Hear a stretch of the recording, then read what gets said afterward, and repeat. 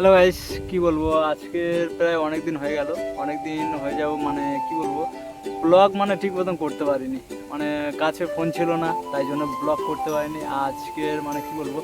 আর recently দুদিন হলো phone নিয়েছি, দুদিন হয়ে ফোন নিয়েছি, তারপর আমরা ব্লগ বানানো চালু করেছি আবার সেই আমাদের পুরনো গ্রাম নিয়ে ব্লগ।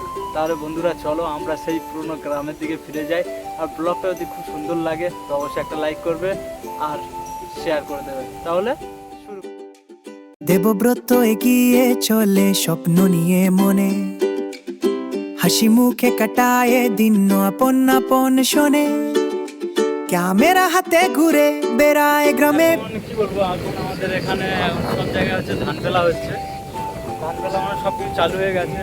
আর আমাদের এখানে মানে বৃষ্টিতে আপাতত দু তিন দিন, মানে কালকের আর পরশু দুদিন কালে গ্যাপ ছিল, বৃষ্টি হয়নি। আর তারপর থেকে এত বৃষ্টি হয়েছে বাইরে এখনো পর্যন্ত মানে জল জমে আছে পুরো এখন পুরো জল জমে আছে। আর এদিকে তো কিন্তু অল্প। আর আমাদের সেই দূরের দিকে যেখানে হয়তো দেখতে পাচ্ছ, দূরের দিকে একটা ঘর আছে বাদামখানে, ওখানে মানে কি বলবো, ওখানে ওই পাড়টায় থেকে পুরো মানে জলে ভরা।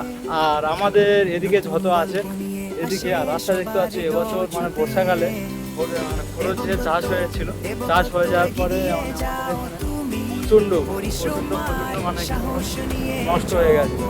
আর যেমন নষ্ট হয়েছে তেমন কি বলবো, আর লোকের মানে মাথায় হাত। এবছর ওই জন্য খুবই তাড়াতাড়ি পুরো সব জমি হাল করে যাচ্ছে। বছরে দুটো করে চাষ হয় আমাদের, তিনটে করে চাষ হয়।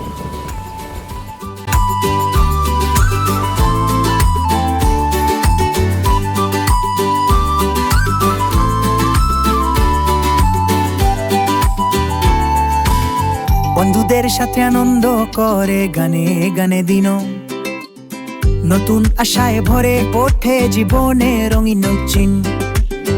ইউটিউবে আর সোশ্যালে ছড়িয়ে পড়ুক নাও, দেবগতে সাফল্যে ভরে উঠুক সব ধাম। দেবব্রত এগিয়ে দিয়ে যাও তুমি, পরিশ্রম আর সাহস নিয়ে জয় করবে ভূমি। দেবব্রত স্বপ্ন হবে সত্যি, তোমার ভিডিও দেখবে সবাই, বাড়বে খ্যাতি নিত্যই।